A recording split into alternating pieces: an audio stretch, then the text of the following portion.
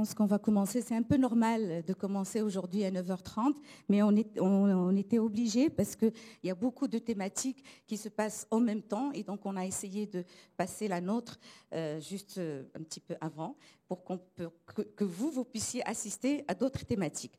Donc, je vous souhaite d'abord la bienvenue à notre 20e édition d'Officine Expo. Et aujourd'hui, la thématique avec professeur Jacques Buxoro va porter sur l'analyse d'ordonnance chez la personne âgée.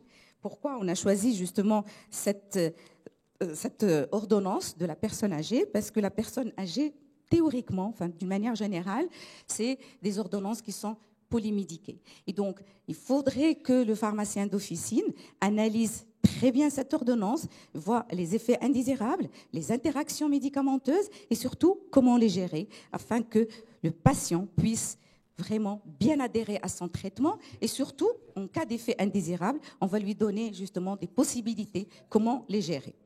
Alors, cette analyse d'ordonnance va se passer avec professeur Jacques Buxoro, mais avant de lui donner la parole, je vais le présenter pour ceux qui ne le connaissent pas.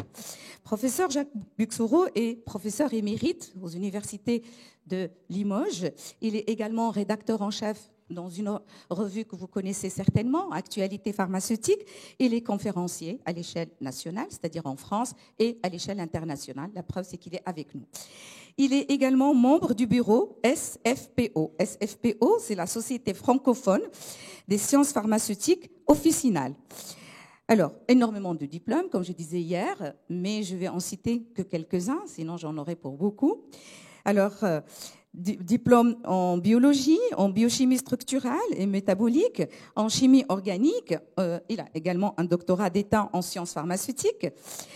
Il a beaucoup d'actualités professionnelles et qui sont universitaires et extra-universitaires. Je vais commencer par les activités universitaires.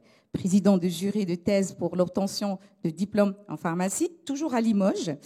Il est chargé également de cours d'un diplôme universitaire de pharmacovigilance, glaucome, toujours à la même université. Alors, il est, comme je le disais tout à l'heure, rédacteur en chef dans la revue Actualité pharmaceutique, conseiller scientifique en formation pharmaceutique continue. Il est conférencier. Il y a plus de 1700 conférences à son actif. Malheureusement pour moi. Ah non, c'est bien. 70 formations dans le DPC, ça c'est un truc réalisé en France, avec différents thèmes. 60 publications scientifiques à l'échelle toujours nationale et internationale. Des communications orales aux congrès internationaux comme le nôtre, un congrès international d'Officine Expo. Très nombreux ouvrages, justement, dans différentes thématiques. Il fait également des tournages vidéo dans tout ce qui est nouveauté en médicaments, parce que c'est sa spécialité, justement. Donc, ça s'appelle « Quoi de neuf ?» sur les nouveaux médicaments. Plus de 50 formations réalisées à l'étranger et surtout à Officine Expo depuis 2010. Oui, depuis longtemps, exactement. Alors, parmi justement les thématiques qui ont été abordées à l'échelle d'Officine Expo, les avantages actuels de la thérapie, délivrance d'une ordonnance en cardio, les nouveaux antidiabétiques, les anticorps monoclonaux. Et maintenant, hier, on a fait justement la thématique sur les anticancéreux par voie orale. Et aujourd'hui, ça sera l'analyse d'une ordonnance chez la personne âgée. Et quelque chose d'extraordinaire qu'il fait, ce sont les formations en croisière. 25 croisières qui ont été faites. Donc, des formations des pharmaciens d'officine dans le cadre d'une croisière. Et c'est dont on parlait tout à l'heure. On va le faire pour les Marocains. Ça sera donc joindre l'utile à l'agréable dans un cadre très convivial. Et en même temps, ça vous permettra de découvrir des pays, de découvrir vraiment les nouveautés en formation. On va se mettre d'accord sur la thématique, puisque ça va être 8 jours, donc on va faire plusieurs thématiques. 3 heures par jour, donc généralement ce sera les matinées. On va faire des formations la matinée, l'après-midi. Non, le soir, quand le bateau navigue, on commence à 6h jusqu'à 8h30. Après, on va dîner et le lendemain, on se promène, voilà. etc. Donc, on va le programmer. D'accord? Alors, sans trop tarder, je lui donne la parole. J'ai oublié de me présenter. Je suis Madame Zahi. Je suis présidente de la SMVAO. Je voudrais juste vous dire quelques mots sur la SMVAO.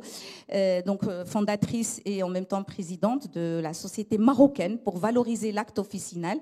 Donc, c'est une nouvelle association des sciences pharmaceutiques parce qu'il n'y en avait pas. Et donc, c'est pour ça qu'on a eu l'idée de la lancer. Et elle est composée de pharmaciens d'officine, pharmaciens enseignants à la faculté de pharmacie et également des médecins. Et donc, on fait beaucoup de formations et on a lancé des études pour montrer le rôle du pharmacien d'officine. La première étude qui a été lancée, c'est la prise en charge du pied du diabétique au niveau officinal.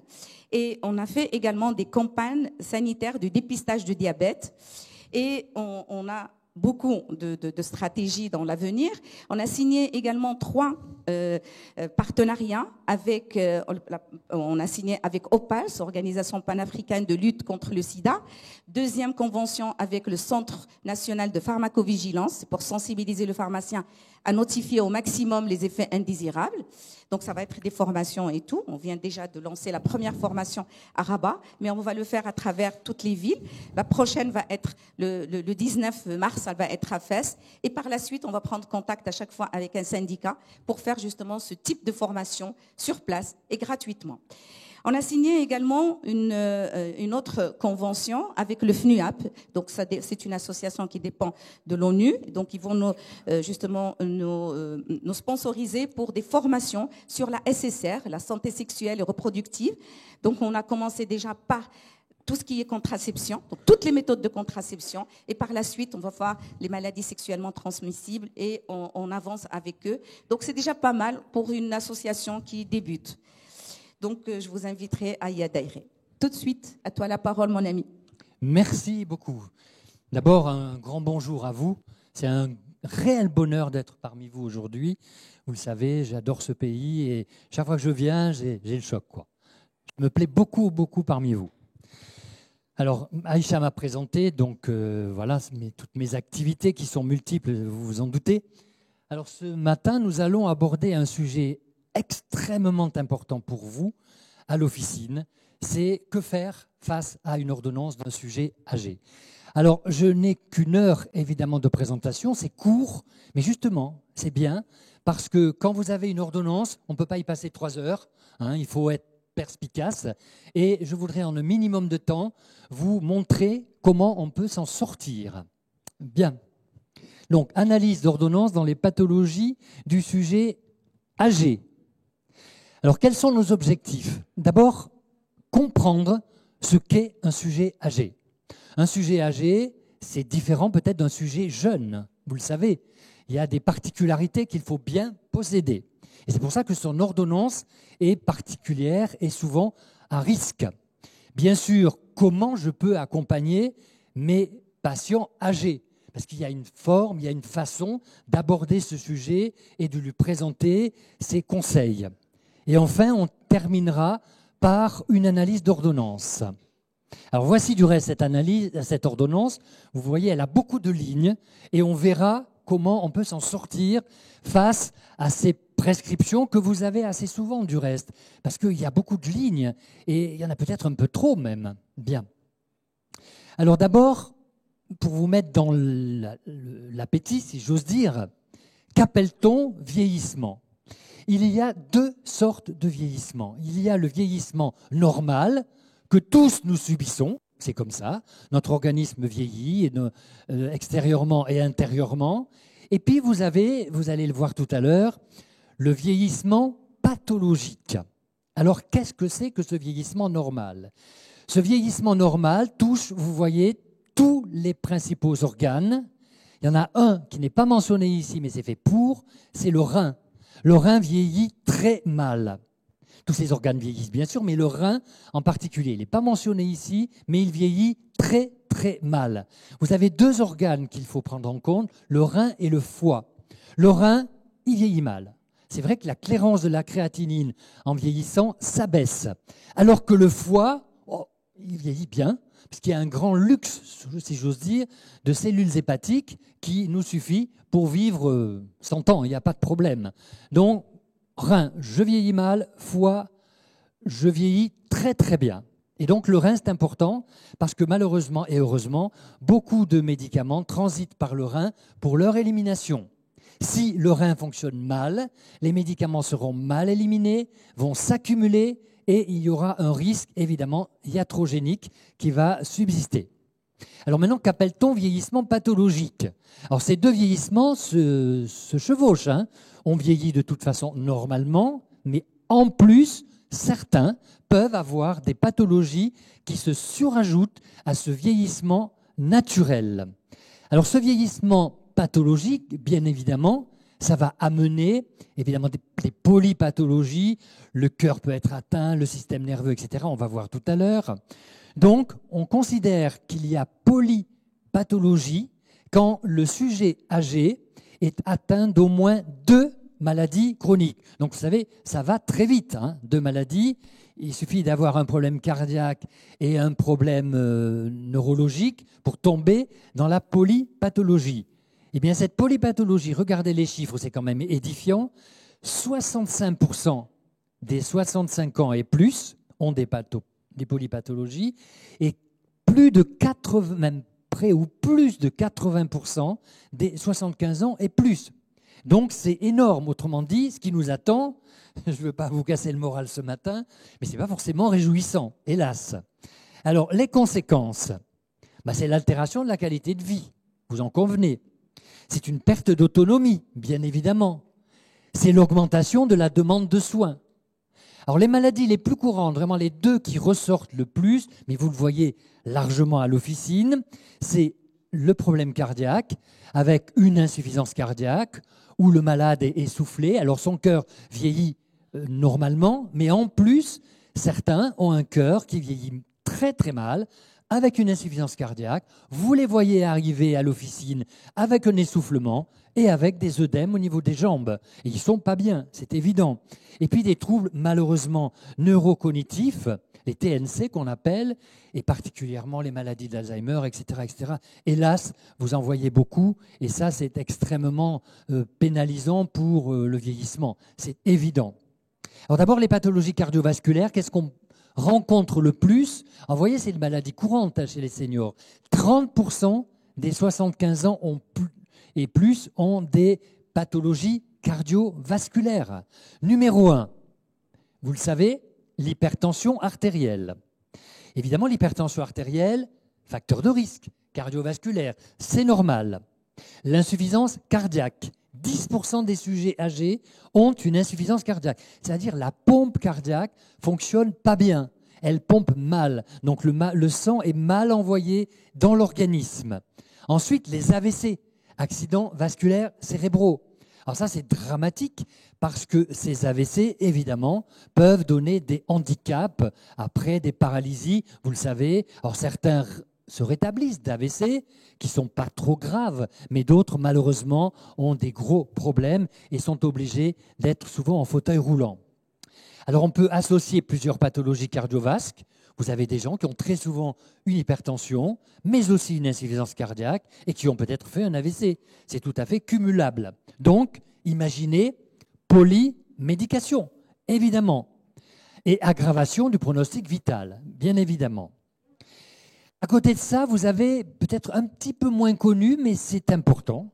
Je ne sais pas si vous avez entendu parler de ce mot, mais c'est ce qu'on appelle le syndrome métabolique, qui réunit tout un ensemble de pathologies comme l'obésité. Alors l'obésité devient un fléau mondial. D'ailleurs, ce matin, il y a une présentation sur l'obésité. C'est une maladie, il faut dire ça, c'est une maladie grave qui expose à des complications, bien évidemment. Alors ce syndrome métabolique marie l'obésité, la dyslipidémie. Ce sont des gens qui ont beaucoup de cholestérol, de mauvais cholestérol. Il s'y associe une hypertension et puis très souvent une hyperglycémie. Donc tout cela augmente le risque cardiovasculaire. Donc c'est le syndrome métabolique. Et puis, vous le savez, hélas, ce sont les cancers. J'ose pas dire qu'on les voit de plus en plus, mais je crois quand même qu'on en voit énormément. Il y a très peu de personnes parmi vous qui n'ont pas dans leur entourage ou évidemment dans leur clientèle des patients atteints de cancer. Alors vous avez pour l'homme fameux cancer de la prostate, mais c'est un des moindres dangereux, puisqu'on peut le guérir, c'est le moins fatal. S'il est pris à temps, il n'y a pas de problème. De même, le cancer du sein. Chez la femme, autrefois, c'était très dangereux. Maintenant, ça se banalise. Et franchement, il y a des médicaments. Moi qui suis spécialisé dans les nouveaux médicaments, je vous assure qu'il y a des médicaments aujourd'hui pour le cancer du sein qui sont absolument fantastiques. Et avoir un cancer du sein à 40 ans, on peut vivre largement jusqu'à 80, 90 ans sans problème dans la plupart des cas. Donc il faut rassurer tous ces patients qui ont des cancers comme le cancer de la prostate et le cancer du sein. Ensuite, les pathologies respiratoires avec les fameuses bronchopneumopathies chroniques obstructives, toutes les pneumopathies autres, et puis le cancer du poumon, évidemment. Alors attention, pour ces maladies respiratoires, il y a très souvent des facteurs de risque en cause, comme le tabagisme. Il faudrait ne pas fumer si possible. Évidemment, la pollution, ça n'en y peut pas grand-chose parce qu'aujourd'hui, nous vivons dans une civilisation où il y a beaucoup de voitures, il y a beaucoup d'usines, etc. Donc, il y a cette pollution. Eh bien, c'est favorisé aussi par les infections respiratoires à répétition qui dégradent, qui détruisent le parenchyme pulmonaire. Certains troubles de la déglutition aussi, où on va inhaler évidemment des aliments ou des liquides et ça n'arrange pas l'arbre pulmonaire. Et puis l'immunosénescence, c'est-à-dire qu'on baisse notre potentiel immunitaire. Vous savez, quand on vieillit, l'immunité est moins performante. On le voit parce que les vaccins sont moins efficaces. Mais si l'immunité est moins importante, c'est sûr qu'on peut aller vers des pathologies respiratoires de type infectieux. Et ces fameux TNC, qui sont absolument dramatiques. Là aussi, il n'y a pas beaucoup de familles parmi nous qui sont épargnées par ces TNC. Souvent, dans la famille, on a malheureusement un de nos proches âgés qui a une maladie d'Alzheimer. J'ai mis plus. C'est une dégénérescence des neurones, voilà, avec des dépôts de plaques amyloïdes. Alors, il arrive des médicaments, je vous rassure. Là, dans quelques temps, là, je suis là-dessus en ce moment, et dans quelques années, vous allez avoir des médicaments qui vont retarder l'évolution de la maladie d'Alzheimer. On les attendait depuis longtemps et ils arrivent bientôt sur le marché. Alors, il faut encore quelques mois, mais ça y est, on a mis le doigt dessus et je pense que maintenant, dans quelques années, on pourra avoir une maladie d'Alzheimer, se traiter et ralentir, mais considérablement, l'évolution, à condition que ce soit pris, bien sûr, à temps. Puis vous avez une maladie qui ressemble à l'Alzheimer, c'est la maladie à corps de Lewy. Là aussi, il y a des dépôts au niveau des neurones. C'est des dépôts d'alpha-synucléine qui pénalisent évidemment le passage de l'influx nerveux. Puis vous avez les encéphalopathies vasculaires. C'est ce qu'on appelle une démence vasculaire, où vous avez un vaisseau sanguin qui ne va pas bien au niveau du cerveau. Donc le cerveau est mal irrigué et évidemment, on a une encéphalopathie. Et puis, cette maladie de Parkinson qui est terrible. Alors certes, il y a des médicaments efficaces, mais au fil des années, malgré ces médicaments, vous savez, ces malades tremblent de plus en plus et c'est difficile de les maîtriser.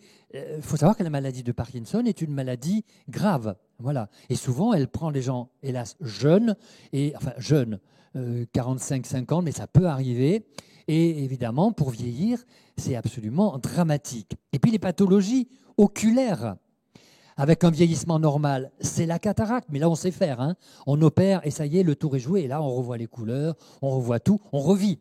Par contre, vous avez un vieillissement pathologique plus embêtant, qui est ces fameuses DMLA, avec deux types, la forme sèche et la forme exsudative.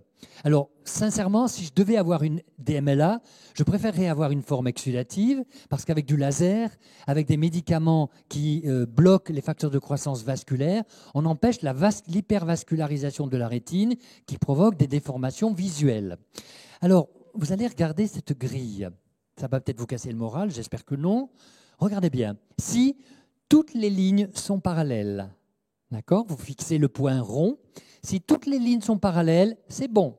Par contre, si vous avez ces lignes qui se tordent et qui se déforment, courez chez votre ophtalmo dès demain matin.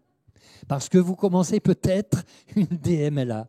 Voilà, c'est ce qu'on appelle la grille d'Amsler. Alors moi, je vous conseille d'aller sur Internet, de taper grille d'Amsler, de télécharger cette grille, de la sortir, d'en faire plusieurs feuilles. Et souvent, quand vos patients viennent et qu'ils vous disent « Oh, je ne vois pas bien de moins en moins », vous lui dites « Vous allez regarder cette grille, qu'est-ce que vous voyez ?» Si vous lui dites « Oh, ben, c'est tout tordu », vous leur dites « Allez voir l'ophtalmo, vous pouvez peut-être avoir malheureusement une maladie oculaire, mais il faut agir vite et vous traiter. » Donc pensez à cette grille d'Amsler, je vous assure que c'est incontournable et c'est vraiment extrêmement pratique. Les pathologies rénales, hélas, le rein vieillit mal. Tous, hein. Là, tous, autant que nous sommes, nous aurons un rein en vieillissant qui fonctionne mal. Vous pouvez retarder légèrement le vieillissement, mais retarder, en buvant beaucoup d'eau. Si dès maintenant, vous vous dites, ça y est, M. Buxoro m'a dit que, donc je vais dès ce soir, dès demain, boire 1,5 litre par jour et tout le temps, eh bien votre rein sera irrigué, sera moins sensible aux pollutions et votre rein vieillira moins bien, mieux. Voilà. Vous aurez moins de problèmes. Mais vous avez aussi des atteintes rénales pathologiques, malheureusement, avec des complications, hein, des insuffisances rénales chroniques, des IRC. Vous voyez, 50% des IRC sont secondaires, par exemple, au diabète et à l'hypertension. C'est pour ça qu'il faut traiter le diabète et traiter l'hypertension. Et bien sûr, c'est à l'origine de polymédication. Alors, ce qu'il faut bien comprendre, c'est que comme notre rein vieillit mal, comme les médicaments sont éliminés par voie rénale, eh bien, ces médicaments seront mal éliminés, vont s'accumuler, d'où les risques de iatrogénie. Parce que vous aurez une surpopulation de médicaments dans votre organisme que vous n'éliminez pas mal, et voilà le problème. Donc, faites attention à ces pathologies rénales en vieillissant. Et puis tout le reste, hein, avec les chutes, la dénutrition, les escarres, la déshydratation, le risque de confusion mentale, le risque de rétention aiguë d'urine pour les hommes qui ont un problème prostatique, qui ont une prostate un peu joufflue, comme on dit, et puis une perte d'autonomie, etc., etc. Mais ce n'est pas réjouissant. Ce matin, là, en se levant, vous venez me voir dans une conférence et vous repartez avec le moral à zéro parce que vous dites, il ne faut pas que je vieillisse, quoi. Voilà ce qui m'attend. Alors, quels sont les facteurs de risque de la iatrogénie médicamenteuse? Alors, les facteurs de risque, d'abord, c'est la polypathologie qui va induire une polymédication. Quand vous avez des ordonnances, parce que l'ordonnance qu'on va analyser, c'est Aïcha qui me l'a donnée parce que c'est une de ses patientes qui est arrivée dans son officine. Avec ce type d'ordonnance, on va voir ce qu'il faut en penser. Donc, polymédication. Évidemment, plus vous avez de médicaments, plus vous avez de risques d'avoir des effets secondaires. Ensuite, évidemment, des altérations pharmacocinétiques.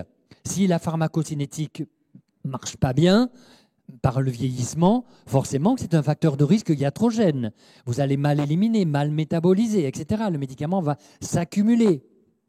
Des difficultés de communication également, parce que vous ne pouvez pas bien communiquer avec la personne que vous avez en face de vous, vous ne pouvez pas bien lui expliquer, elle ne comprend pas son traitement, elle se trompe, etc. C'est un facteur de iatrogénie. Des troubles de l'acuité visuelle et de l'audition, parce qu'elle n'a pas entendu ce que vous lui avez dit, elle ne voit pas bien lire son ordonnance, elle peut se tromper, c'est un facteur de risque iatrogène. Des troubles cognitifs, bien évidemment. Des troubles de la déglutition aussi, parce que le comprimé ne peut pas être bien avalé, il le recrache, etc., etc., ou il en avale trop, bien évidemment.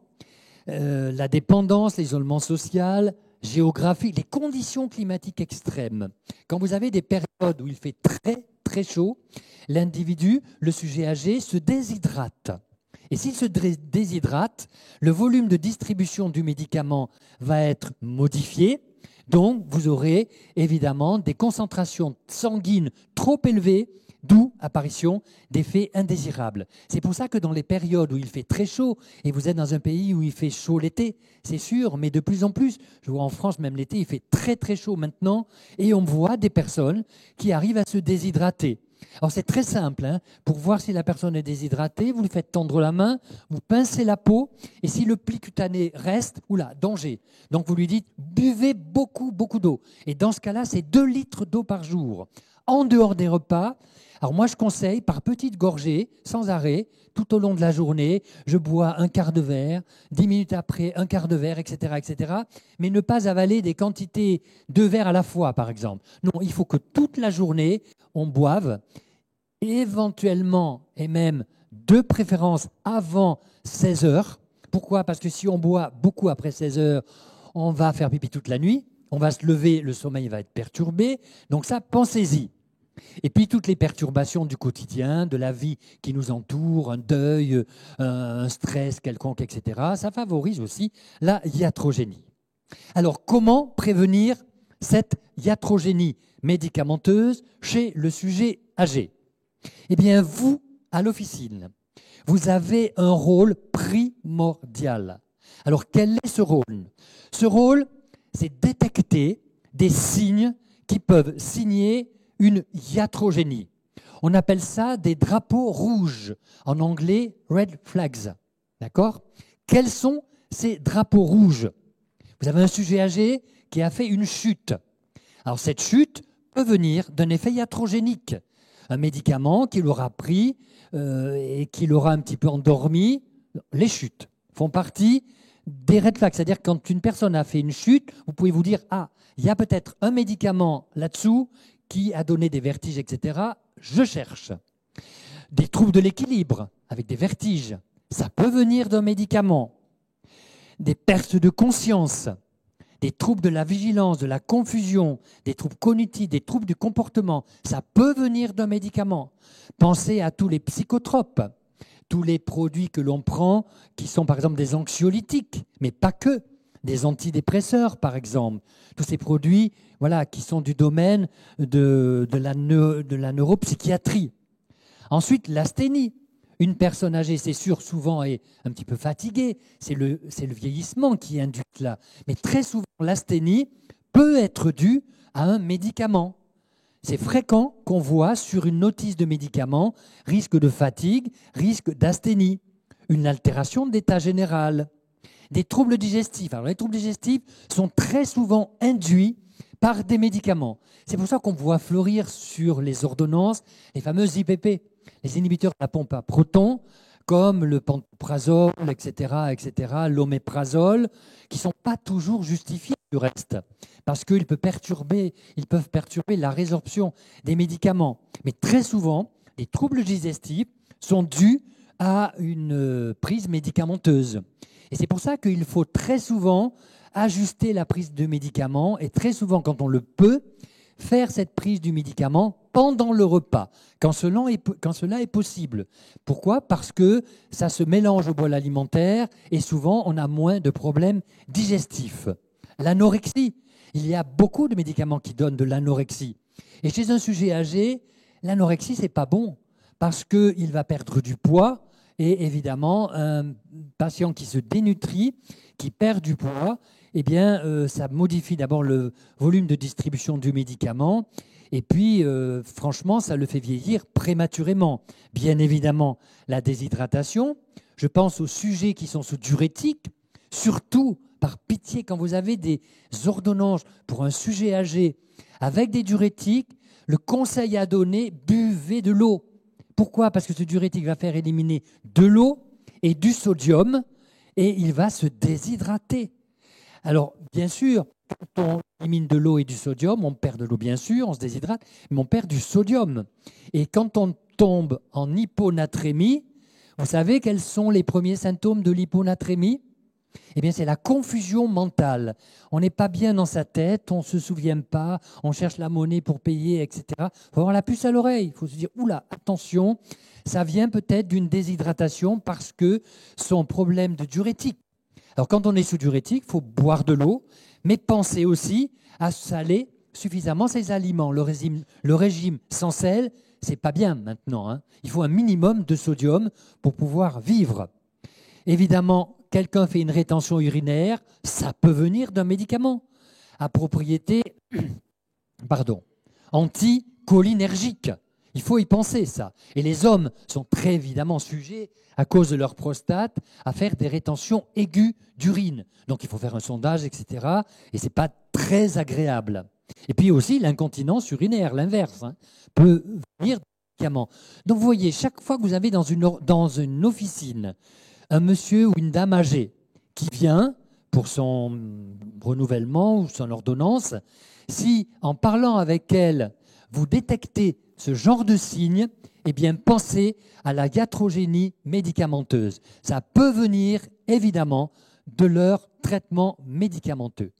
Alors il y a un petit questionnaire qui est vraiment extraordinaire que je vous engage à télécharger, mais de toute façon vous avez cette formation qui est en replay, donc vous l'aurez et vous pouvez le ressaisir quand vous verrez le replay. Vous voyez, c'est quelque chose qui est fait par l'HAS, la Haute Autorité de Santé en France, et on vous dit, alors c'est un questionnaire de l'HAS, permettant l'identification d'un patient à risque d'effets indésirables. Vous allez voir, il y a très peu de questions, mais c'est très performant. Si vous répondez oui à une des 5 questions, le patient a un risque d'événements indésirables médicamenteux. Donc vous voyez, une colonne O, oui, N, non, et point d'interrogation, ne sait pas. Alors vous allez poser 5 questions à votre patient. Vous allez lui dire, vous allez vous renseigner, personne avec au moins 2 maladies chroniques évolutives ou une insuffisance d'organes. Donc s'il a 2 maladies chroniques, vous mettez oui. Donc évidemment, oui, ça veut dire qu'il est sujet à la polymédication, donc à la iatrogénie. Personne avec au moins 10 prises médicamenteuses, et c'est l'ordonnance qu'Aïcha m'a passée. 10 prises quotidiennes de médicaments, incluant l'automédication, ou 5 médicaments, dont un diurétique, vous voyez, et un anticoagulant. Ça, c'est les 2 bêtes noires sur une ordonnance de sujet âgé. Les diurétiques, élimination du sodium, élimination de l'eau, élimination du potassium, vous imaginez, et l'anticoagulant, risque de saignement, c'est toujours embêtant, hein, c'est clair. Ou 2 psychotropes. Donc si on répond oui, danger. Personne avec des difficultés à gérer ses médicaments ou ses maladies, évidemment. Il est âgé, il ne comprend pas bien, oui, là, risque. Personne avec antécédent d'effets indésirables liés à un médicament. Par exemple, il vous dira « Oh là, j'ai eu cet antibiotique, je n'ai pas du tout supporté. J'ai eu ce médicament à composante anticholinergique, mais lui, il ne le sait pas, mais vous le savez. Il a eu des effets secondaires, il a fait une petite rétention d'urine, il urinait mal, danger. » Voyez. Donc vous mettez oui. Personne avec un accès aux soins limité, évidemment, malheureusement. Vous mettez oui. Donc plus vous aurez de oui, évidemment, vous voyez. Non, je n'ai pas mis. Plus vous aurez de oui, plus il y a de risques. Donc vous voyez, c'est très court comme interrogatoire, mais c'est très, très efficace. Sincèrement, je vous engage à le faire. Et puis, vous savez, le fait aussi de prendre son patient à part, de faire ce questionnaire, ça va lui montrer que vous êtes un professionnel de santé très averti et que vous êtes capable vraiment de l'aider. Et ça revalorise votre fonction de pharmacien, ça donne une autre image du métier de pharmacien parce que vous intervenez dans sa santé, vous posez des questions auxquelles il n'est pas habitué à avoir quand il va dans une officine. Donc sincèrement, faites-le et vous verrez, c'est très très intéressant. Alors le rôle de l'équipe officinale, vous avez une ordonnance, on va le voir tout à l'heure, d'un sujet âgé. Wow, il faut que j'accélère. Il faut s'attacher à recueillir un historique médicamenteux, c'est-à-dire les médicaments qui sont délivrés, quels sont-ils, les médicaments conseils, est-ce qu'il en utilise, est-ce qu'il prend de l'automédication, il faut tout rassembler et se dire, voilà, aujourd'hui, qu'est-ce qu'il prend en termes généraux, son ordonnance, mais aussi autre chose. C'est une étape indispensable, faire le tour de tous les médicaments que ce patient âgé va utiliser. Détecter les prescriptions potentiellement inappropriées chez les personnes âgées. Alors j'ai de la chance parce que dans la faculté de médecine où j'exerce, il y a une personne qui s'appelle Marie-Laure Laroche qui a énormément travaillé sur le sujet âgé et qui a détecté toutes ces surprescriptions, qui a fait des publications sur cela. Méfiez-vous des surprescriptions. Beaucoup, on va le voir tout à l'heure sur l'ordonnance de Aïcha, enfin c'est pas pour elle, mais c'est pour un de ses patients, je vous rassure tout de suite. Une surprescription, le médicament a-t-il une indication? On voit tellement de médicaments qui sont là et on se demande pourquoi. Peut-être parce qu'il n'y a pas eu de réévaluation par le médecin. Voilà, il a peut-être rajouté ce produit, il n'y en a pas besoin. Existe-t-il une duplication de médicaments avec des principes actifs communs ou des familles communes pour un même effet? Une sous-prescription, alors ça c'est moins rare, hein. C'est plus rare je veux dire. Une sous-prescription, manque-t-il un médicament? Mais pourquoi pas? Il peut manquer un médicament, ça peut arriver sur une ordonnance. Et un mésusage. Y a-t-il un médicament avec un rapport bénéfice-risque défavorable ou une efficacité discutable pour le sujet âgé? Un médicament avec une dose inappropriée, trop élevée. Très souvent, le médecin ne tient pas compte de la clairance de la créatinine et chez un sujet âgé, surdose. Vous savez, quand on prend par exemple un anxiolytique, très souvent on surdose de sujets âgés d'anxiolytiques parce que leurs reins fonctionnent mal et ils auraient besoin d'une moitié de dose. Et c'est dommage, évidemment, d'être surdosé. Un médicament avec une durée inappropriée, c'est-à-dire on continue, le médicament il a été prescrit, on le continue et c'est bien dommage. Un médicament pouvant exacerber une condition clinique préexistante, une interaction médicamenteuse. Bon, tout cela, il faut essayer de se poser des questions et de chercher, bien évidemment. Et puis, évaluer l'observance du patient, discuter avec le patient. Et là, je ne vais rien vous apprendre, vous avez ce fameux questionnaire de Morisky. Vous allez le télécharger sur Internet, tout simplement. Vous tapez « questionnaire de Morisky ». Alors, vous avez deux questionnaires, le questionnaire à 4 réponses et le questionnaire à 8 réponses. C'est très bien, mais je vous conseille celui à 4, parce que celui à 4 est suffisant pour voir si le patient a vraiment un risque particulier. Donc, tapez « questionnaire de Morisky », 4 questions. Voilà. Et vous arrive-t-il d'oublier de prendre votre traitement? Oui. Ah, évidemment, c'est mauvais. Avez-vous parfois des difficultés à vous rappeler de prendre votre traitement? Oui. Alors, plus il y a de oui, pire c'est. Donc voilà, vous saurez au moins où vous allez avec votre patient âgé. Voilà. Donc, plus le score est élevé, moins l'observance est bonne. Alors, si mauvaise observance, que faire? Je vais le réitérer parce que déjà hier je l'ai dit. Expliquer. Alors, je pourrais en faire 10, mais voilà. Le pharmacien a un rôle énorme en santé publique aujourd'hui, c'est d'expliquer. Il faut qu'il donne une autre image.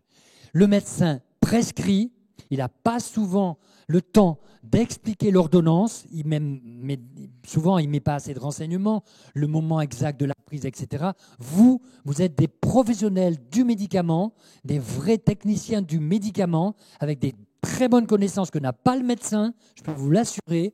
Donc, il faut lui expliquer à ce patient. Écrire lisiblement les consignes sur les boîtes, pourquoi pas, ou sur l'ordonnance, et pourquoi pas proposer l'usage d'un pilulier, vous le savez. Et bien maintenant, on va travailler ensemble dans les minutes qui nous restent. Je n'aurai pas trop débordé, mais on va être obligé de déborder un petit peu parce qu'on a commencé en retard, donc tant pis. Je sais que le suivant attendra, mais pas beaucoup non plus. Alors voici la bête. Voici la bête. Alors il s'agit, alors il y a 10 lignes, hein. C'est pas rien, 10 lignes. Et on va voir ce qu'il faut en penser. 85 ans, sexe féminin, poids 92 kilos. Bien. Donc, dans tout ça, vous savez, quand vous avez des ordonnances à 10 lignes, c'est très rare si tous ces médicaments sont absolument nécessaires. Alors, on va se mettre... Ah ben, tu parles, mais il faut même plus, à la limite. Alors, quand vous êtes, soyons logiques, on vous tend cette ordonnance. On ne peut pas faire une analyse en passant 10 minutes sur le Plavix, 10 minutes sur le no-col, etc., etc. C'est pas possible. Il faut aller vite, mais bien, et suffisant. D'accord? Donc moi, ce que je vais faire, je ne vais pas descendre dans la pharmacologie à fond, c'est-à-dire que je ne vais pas vous expliquer complètement le mode d'action de ces médicaments. Ce n'est pas le but, ça c'est le but d'une croisière de la pharmacie, voilà, où on fera ça pendant 7 jours, et là on travaillera vraiment des cas cliniques avec des ordonnances en face de nous, et là on fera tout. Mais là, je vais simplement vous apprendre, à partir d'un nom de médicament, à rechercher le ou les mots-clés indispensables. Plavix, il y a automatiquement un mot-clé qui va surgir, on va le travailler. Donc cette ordonnance, vous voyez, c'est Plavix, Nocol, Rexaban, Rancifex, alors c'est des noms de chez vous, hein, ça, hein, voilà. Nébilette, Uperio, Januvia, Ado, Amep et Miantalgique. Bien. Donc voilà l'ordonnance. C'est énorme, 10 lignes. Mais c'est un métier. Le malade, il va prendre des médicaments. Ça s'appelle un métier. Je prends mes médicaments. C'est mon métier actuel. Je suis âgé. Quel métier? Je suis à la retraite, mais je prends des médicaments. Mon activité secondaire. Parce que toute la journée, il ne fait que ça, cette pauvre personne. Donc, il ne faut pas non plus exagérer. D'autant qu'on pourrait réduire. C'est évident. Alors, je fais quoi? Alors, plusieurs étapes. Un, j'analyse, mais relativement rapidement. Peut-être rapidement, mais efficacement. Il faut que les mots-clés surgissent. Quels effets indésirables majeurs je risque d'avoir? Et on cherche les effets de chaque produit et on va les cumuler. On va voir ensemble. Ensuite, comment sera surveillé le traitement? Je dois faire quand mon patient revient pour un renouvellement. Si le patient revient, on peut lui faire un test de Morisky. On donnera des recommandations de prise plus, et des conseils associés que l'on va formuler. Alors, classe pharmacologique, à vous de jouer. Alors, on va être un petit peu interactif. Plavix, c'est quoi? Anti-agrégant plaquettaire. Très bien. Nocol, simvastatine. Anticholestérol, c'est un inhibiteur de l'hydroxyméthylglutaryl coenzyme A réductase. Ça baisse le cholestérol, le mauvais. Rexaban, c'est ça, qui agit sur le facteur 10A. Voilà, parfait. Rancifex, rabéprazole, IPP. Alors vous voyez, sur les ordonnances, ils fleurissent, hein, les IPP. On les adore, les médecins adorent ça. Voilà. Alors pourquoi? Parce que ça protège, ça évite la sécrétion gastrique. Mais enfin, ce n'est pas la panacée non plus. Hein, parce que d'abord, il faut savoir qu'on ne peut pas vivre sans avoir de l'acidité gastrique. C'est obligatoire. Et malheureusement, les gens s'y habituent. Il y a des effets secondaires de ces produits et ça perturbe la résorption des autres médicaments. Mais bon, c'est l'habitude. On a été habitué. Mais vous savez, dans le monde, le nombre d'IPP qui se délivrent, mais c'est inimaginable. La plupart des ordonnances, il y a un IPP. Le médecin est tranquille, il se dit comme ça, il me foutra la paix pour ses troubles digestifs. S'il a mal à l'estomac, au moins il fermera sa gueule. Voilà, vous comprenez, hein? Ensuite, Nébilette, Nébivolol, bêta-bloquants. C'est bien, c'est des bons médicaments, mais il y a des effets secondaires, hein, sur les bêta-bloquants, croyez-moi. Ensuite, Uperio, valsartan, sacubitril. Ben, c'est tout le régime angiotensine, etc. Hein. C'est une association, on va voir tout à l'heure, de deux principes actifs. Januvia, sitagliptine, antidiabétique, c'est une glyptine. D'accord. Inhibiteur de la dipeptidylpeptidase 4. Ensuite, l'ado. Metformine, c'est quoi? Antidiabétique, c'est un anti-hyperglycémiant. Attention, la metformine ne peut jamais faire passer en hypoglycémie, il est simplement anti-hyperglycémiant. C'est quand même bien. Voilà, il est indépendant de l'insuline. Il améliore la tolérance au glucose, en fait. AMEP, amlodipine. Un inhibiteur calcique. Vous allez voir, là aussi, il y a des problèmes, surtout chez le sujet âgé. Ensuite, myalgique. Bon, voilà, antalgique. C'est probablement un sujet âgé qui a quelques douleurs. Alors, voici. Donc, Plavix, anti-agrégant plaquettaire. Nocol, hypolipémie inhibiteur de l'hydroxyméthylglutaryl coenzyme A réductase. Je me suis exercé, hein. Rexaban, anticoagulant inhibiteur du facteur 10A, l'IPP, le bêta-bloquant cardiosélectif. Alors, cardiosélectif, ça veut dire quoi? Il faut tout de suite avoir cette image chez vous quand vous délivrez. C'est qu'il agit que sur le... Enfin, il devrait agir que sur le cœur, moins sur les vaisseaux. Donc, il provoquerait moins de vasoconstriction. Or, on sait que la cardiosélectivité, d'accord, hein, c'est pas tout à fait ça. il y a peut-être une cardiosélectivité meilleure par rapport aux autres composés, mais elle n'est pas non plus extraordinaire. Ensuite, le valsartan, qui est un couplage d'un inhibiteur du récepteur de l'angiotensine 2 et de la néprilysine. On verra tout à l'heure.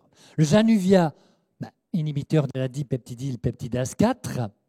L'adolametformine, l'inhibiteur calcique dérivé de la DHP, de la dihydropyridine, ça c'est important à noter. Et puis l'analgésique opioïde antalgique. Donc le premier temps, c'est la lecture de l'ordonnance. Vous lisez l'ordonnance, vous mettez en face, très vite, une classe médicamenteuse pour dire voilà, il a ça, ça, ça et ça. Bien, donc vous voyez, 3 antihypertenseurs. Est-ce bien nécessaire d'avoir 3 antihypertenseurs? D'accord, ce sont des mécanismes d'action différents, mais vous avez ce pauvre patient, à mon avis, ça m'étonnerait qu'il n'ait pas d'hypotension et qu'il n'ait pas de vertige et qu'il n'ait pas de problème. C'est terrible. Donc, à mon avis, il y a trop d'hypertenseurs. Seulement, que pouvons-nous faire? Appeler un médecin, se faire envoyer sur les roses en lui disant « mêlez-vous de ce qui vous regarde, c'est moi le médecin, c'est moi qui prescris ». Ou alors, peut-être que le médecin est compréhensif, en disant « voilà, je suis un peu embêté, mon malade a vraiment des problèmes de vertige, il n'est pas bien dans la journée, il a fait des chutes, ça me gêne un peu. Qu'en pensez-vous, docteur? Voilà, il faut y aller avec des gants parce que le médecin se considère comme très supérieur souvent aux pharmaciens et le discours n'est pas toujours facile, vous le savez. 3 antihypertenseurs, ça me choque un peu. Hein. Voilà, un bêta-bloquant, un inhibiteur, un sartan, un inhibiteur de la néprilysine, un inhibiteur calcique. Waouh, je peux vous dire que son système, il est freiné. Hein. Là, s'il a de l'hypertension, c'est qu'il est rebelle, hein, je vous le dirai. Ensuite, 2 anticoagulants. Waouh. Bon, il y a un antiagrégant plaquettaire et un anticoagulant un peu classique, pas d'AVK, mais là, c'est peut-être normal, on va toucher sur 2 aspects de la coagulation. Pourquoi pas? Évidemment, pourquoi pas? Ça peut se concevoir. Ensuite, un hypolipémiant, ça peut être normal. Hein.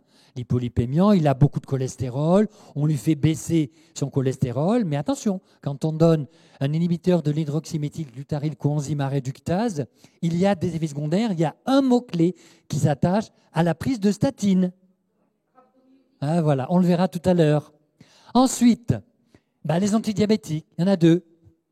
Alors c'est sûr que ce patient risque d'avoir quand même une glycémie qui est relativement basse, bien que ici la metformine est un anti-hyperglycémiant. Bon, voilà, on agit sur 2 points différents. Pourquoi pas? On va lui régulariser son diabète. La protection gastrique, voilà. Alors s'explique-t-elle ou pas? Ça, on ne sait pas trop, hein.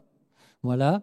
Et puis, bien sûr, l'analgésique. Alors je vais vite dans tout ça, hein, mais dans ma tête, ça fuse. Hein, vous êtes vraiment des professionnels. Vous avez une grande habitude de lecture d'ordonnance. En quelques secondes, quelques minutes, ça y est, vous avez, nous on apprend nos étudiants à faire ça. On leur donne des ordonnances avec 10-20 lignes et on leur dit, allez, vite, vous nous donnez vous voyez à peu près le paysage.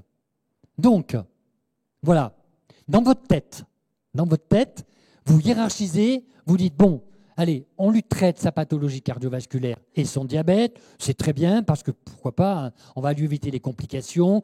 Bon, c'est vrai qu'il est un petit peu surdosé avec ses 3 antihypertenseurs. Pourquoi pas les 2 anticoagulants après tout? L'hypolipémiant, oui, mais peut-être pas s'y installer. Il faut peut-être passer d'abord par un régime et ne peut-être pas utiliser tout le temps un hypolipémiant. Il faudra lui faire un cours là-dessus, lui donner des arguments pour son régime alimentaire et ses 2 antidiabétiques. Ça, c'est sa pathologie courante. Ensuite, s'il a des douleurs passagères, voilà, mais il ne faut pas qu'il s'y habitue. Mais évidemment, le sujet âgé a très souvent des douleurs chroniques. Alors malheureusement, il est souvent que la prise régulière de ces antalgiques, et c'est bien dommage, mais il faudrait lui dire, bon, vous essayez de prendre ces médicaments quand vous en avez besoin, si vous n'en avez pas besoin un jour, vous essayez de les enlever, et si vous voyez que vous n'avez pas de douleur, vous attendez d'en avoir pour le prendre, et pas faire une prise systématique. Or, les sujets âgés ont tendance à vivre avec leur paracétamol et associés, hein, parce que c'est la tendance, ça fait du bien, on n'est pas bien le matin, paf, on te prend un petit paracétamol, et ce n'est pas ce qu'il faut faire, parce que le paracétamol est hépatotoxique. Donc au fil des années, au fil des mois, le foie va souffrir et va manquer de glutathion, et c'est très embêtant. Voilà. Et puis ce fameux protecteur gastrique. Donc vous voyez ça, vous l'avez fait en un peu plus, 5 minutes. Vous avez bien regardé et vous avez appréhendé l'ordonnance. Alors maintenant, il nous reste à avoir certains réflexes. Alors vous voyez, le clopidogrel, l'effet indésirable, dites-le moi. Qu'est-ce que, quand vous donnez à un patient, quand vous délivrez du clopidogrel, il risque d'avoir quoi? Et voilà, le risque de saignement. Ça, il faut y penser. Donc, risque de saignement, c'est évident. Donc, pas d'automédication. Pourquoi? Eh bien, parce qu'on peut majorer cet effet. Et il y a quelque chose auquel on ne pense pas assez, c'est ce risque hémorragique, mais c'est les AINS qui sont eux-mêmes anti-agrégants plaquettaires. Or, il a des douleurs, il prend du paracétamol, mais il ne faut pas qu'il aille vers les AINS. Ça risque de lui déstabiliser son traitement. Donc, il faut surveiller ce risque hémorragique, parce qu'il peut y avoir des hématomes, il peut y avoir des saignements. Et pensez au brossage des dents. Il est sous anticoagulant, enfin, anti-agrégant plaquettaire. Les dents peuvent saigner. Alors, il faut une bonne hygiène bucco-dentaire, certes, mais il faut surtout lui conseiller une brosse à dents souple pour éviter ces saignements. Voilà. Et s'il a trop de saignements, il faudra peut-être qu'il aille voir le médecin, parce que peut-être il est surdosé en anti-agrégant plaquettaire. Alors, pensez bien à ça. Quand vous avez sur une ordonnance pour un sujet âgé, un anticoagulant, qu'il soit anti-agrégant plaquettaire ou autre, qu'il ne prenne pas d'AINS. Ça peut lui déstabiliser son traitement et ça va le faire saigner. D'accord? Parce que cet anticoagulant a lui-même, pensez à l'aspirine qui est le chef de file, a lui-même un effet anti-agrégant plaquettaire. D'accord? Donc, s'il a des douleurs, paracétamol, sauf si c'est prescrit par le médecin sous haute surveillance. La simvastatine, donnez-moi l'effet indésirable. Je l'ai entendu tout à l'heure. Voilà. Alors, rhabdomyolyse, au pire. Mais le malade commence à avoir mal aux muscles. Voilà. On lui fait un dosage des CPK et on trouve son dosage élevé. Qu'est-ce qu'on fait? S'il vient vous voir en vous disant « Oh là là, depuis quelque temps, je ne sais pas, mais j'ai des douleurs partout. Ah, puce à l'oreille. » Vous lui dites « Est-ce que vous avez vu le médecin? Parlez-lui-en. » Ce médecin va évidemment faire un dosage des CPK et si le dosage est élevé, il prendra une décision. Soit il arrêtera, soit il réduira la posologie. On ne peut pas dire que ce soit un effet dramatiquement dangereux, mais c'est un effet qui fait souffrir. Et beaucoup de personnes qui utilisent des statines, malheureusement, ont ce problème. Alors il faut commencer avant les statines par un régime équilibré. Peut-être éliminer tout ce qui est aliments gras, huiles grasses, etc. Revoir son alimentation, peut-être favoriser les légumes, etc. et manger des viandes blanches. Voilà, pas aller vers les graisses, etc. Donc, je fais régime. Donc, un petit point aussi, les statines augmenteraient la glycémie, surtout favoriseraient l'apparition d'un risque de DT2. Donc c'est pour ça qu'il ne faut peut-être pas rester trop longtemps sous statine quand on est âgé, parce que ça peut déséquilibrer la glycémie et ce malade irait vers un diabète de type 2. Or, vous le voyez, ce malade est déjà diabétique. Ça ne va pas lui arranger la situation. Et puis, quelque chose qu'on ne sait peut-être pas, mais les statines peuvent générer un risque de PID, qui est une pneumopathie interstitielle diffuse. Le malade se met à tousser et il faut agir vite parce que c'est une inflammation, une fibrose de ce tissu pulmonaire et ça pourrait être absolument dramatique. Donc si votre sujet revient à l'officine en toussant beaucoup, vous lui dites attention, là ça peut venir peut-être de votre médicament, vous allez aller voir le médecin. Et puis bien sûr, on surveille si douleur musculaire. Donc, retenez statine et diabète. Ça, c'est peut-être un peu le scoop de ce matin. Pensez à cela. Les médicaments, les mécanismes moléculaires en cause ne sont pas vraiment élucidés, mais on sait que ça peut favoriser un DT2. Or, vous savez que le vieillissement expose à l'arrivée de ce diabète de type 2, donc c'est quand même un petit peu ennuyeux de prendre un médicament qui encore va favoriser la survenue de ce DT2. Alors, on vous dit que le bénéfice cardiovasculaire des statines reste très supérieur malgré tout au risque de diabète. Donc, avant tout, il faut faire baisser un taux de cholestérol élevé. Pourquoi? Parce qu'un taux de cholestérol élevé expose à un dépôt de cholestérol dans les parois des artères en particulier, et ça peut être dramatique, surtout si un petit dépôt se détache, ça peut faire un AVC, ou alors il peut obstruer carrément une artère, et là c'est un accident AVC ischémique. Vous avez deux sortes d'AVC, hein, les accidents AVC ischémiques et les accidents AVC hémorragiques. Donc, une surveillance glycémique et l'adaptation de mesures hygiéno-diététiques sont recommandées chez les sujets à risque, bien évidemment. Ensuite, le rivaroxaban, c'est quoi? Et voilà, c'est un antithrombotique inhibiteur du facteur 10A qui inhibe un facteur de la coagulation, qui est le facteur 10A. Effet indésirable, comme tout à l'heure, saignement. Donc, vous voyez, il y a deux raisons d'avoir des saignements, hein, qui peuvent se manifester par, évidemment, une hémorragie nasale, un épistaxis, mais aussi un saignement gastro-intestinal. Donc, on va l'utiliser avec prudence chez les sujets dont la clairance de la créatinine est basse. Alors, basse, hein, entre 15 et 29. Donc, ceux vraiment qui ont un problème rénal, une insuffisance rénale chronique, attention, c'est sûr, hein, ça va majorer les concentrations de ce rivaroxaban et ça peut être dangereux. Prudence si on utilise d'autres anticoagulants, et c'est le cas ici, puisqu'il y a un anti-agrégant plaquettaire, et bien sûr, pas d'automédication, on retombe sur les INS. Donc, on surveille, on demande aux patients, vous n'avez pas constaté de plaques rouges sous la peau, de petits saignements, vous n'avez pas le nez qui saigne, quand vous vous lavez les dents, est-ce que vos dents saignent, etc. Enfin, votre gencive saigne. Donc, on conseille la brosse à dents souple, etc. Bien. Le rabéprazole, effet indésirable. Ben, d'abord, ça peut éviter le passage des médicaments dans le sang parce que ça modifie le pH, ça le diminue, puisque ça enlève l'acidité gastrique et vous modifiez la résorption de vos médicaments, donc ce n'est pas toujours souhaitable. Et puis en dehors de cela, eh ben, ces médicaments sont connus pour donner quelques effets. Peut-être vous les connaissez, mais peut-être vous ne les connaissez pas. Les inhibiteurs de la pompe à protons peuvent donner des maux de tête, des diarrhées, des douleurs abdominales, de la fatigue, asthénie. La différence entre la fatigue et l'asthénie, c'est que l'asthénie, vous vous reposez, vous êtes toujours fatigué.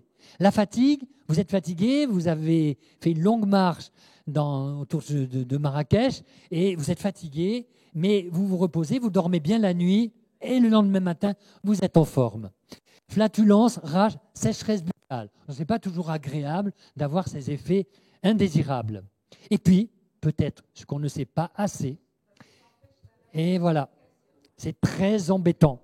C'est pour ça que je suis contre la prise des IPP au long cours chez un sujet âgé. Un IPP devrait être ponctuel, mais pas au long cours.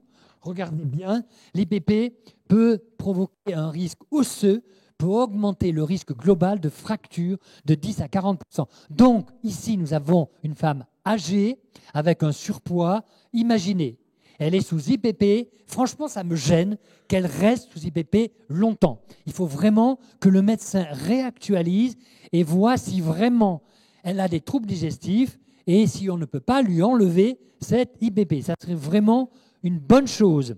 Et puis, bien sûr, ce conseil de prise.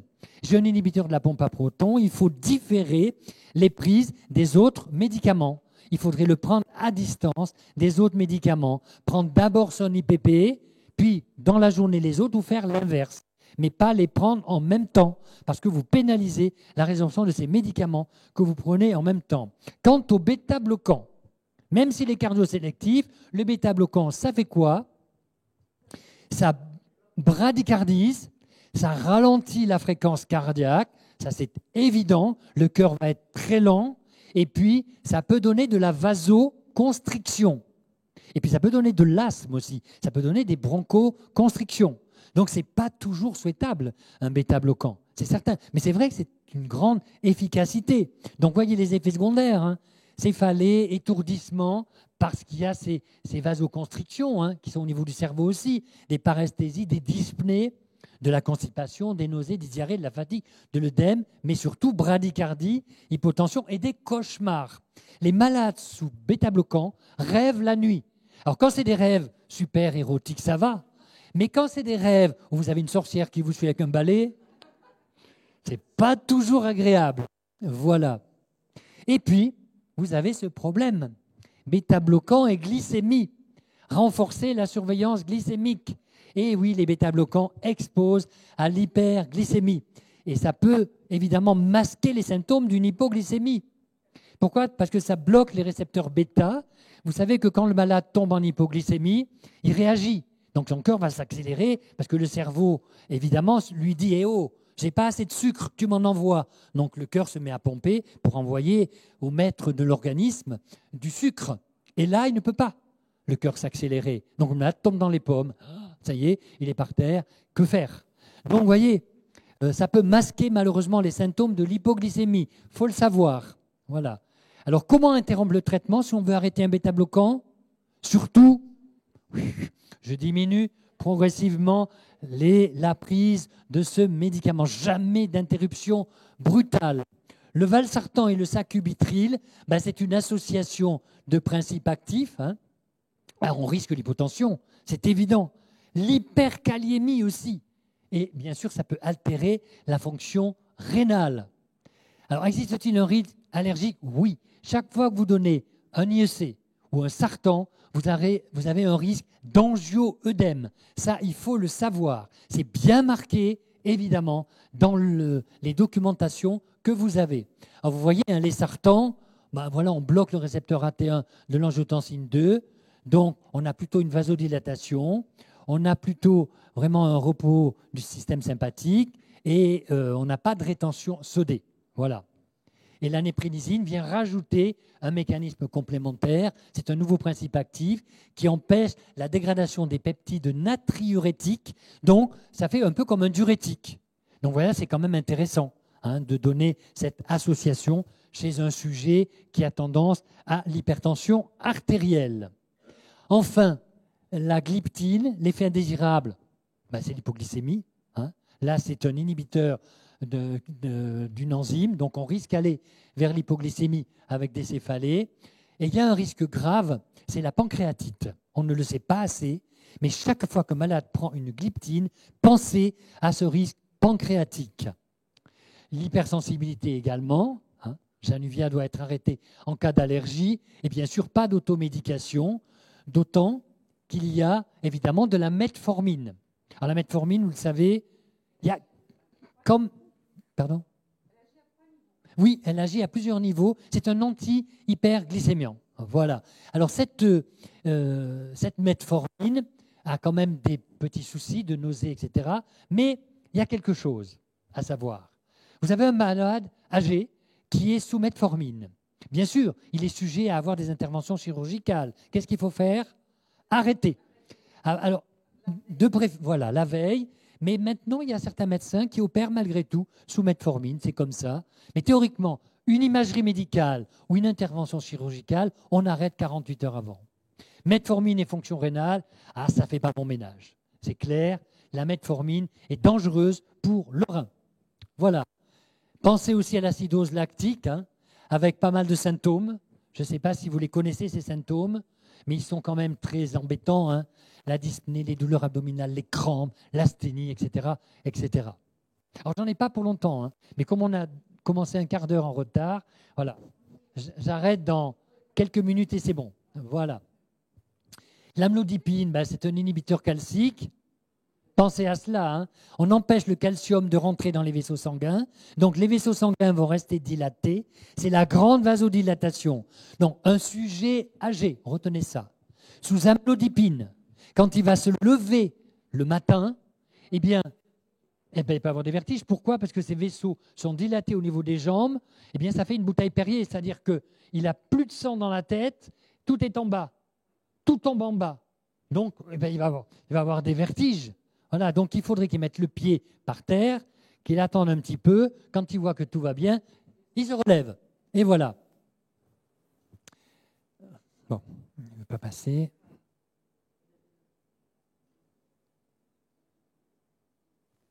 Voilà. Et enfin, le tramadol.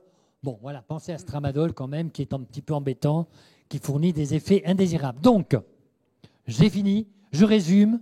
Dans votre tête, vous allez vous dire, ah, allez, Plavix, saignement. Nocol, trouble musculaire. Rivaroxaban, saignement. Rancifex, trouble digestif. Nébivolol, trouble digestif, fatigue, dyspnée. Et puis cœur qui se ralentit. Valsartan, pression artérielle, kaliémie, hypoglycémie. Metformine, trouble digestif. AMEP, vasodilatation. Voilà. Vous voyez, dans votre tête doit apparaître tout ça. Donc, qu'est-ce que je résume? Je dis, il me reste ça. Je dois donc dire et conseiller mon patient avec le risque de saignement.